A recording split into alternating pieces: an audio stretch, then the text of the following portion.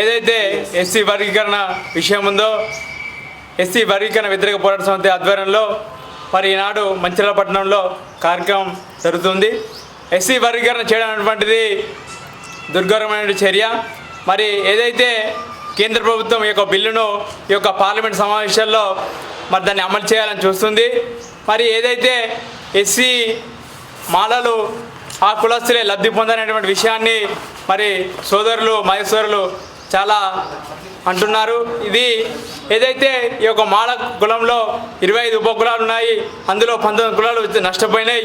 మరి వర్గీకరణ కాదు, ఏదైతే ఈ యొక్క ఎస్సీలో ఉన్నాయో వర్గీకరణ చేయకుండా ఇంకొక రిజర్వేషన్ పెంచే విధంగా కేంద్ర ప్రభుత్వం ఆ విషయంగా అడుగులు వేయాలి. అంతేకాని వర్గీకరణ చేసి దళితుల మధ్య చిచ్చు పెట్టేటువంటి విషయాన్ని మరి కేంద్ర ప్రభుత్వం వెనక్కి తీసుకోవాలి.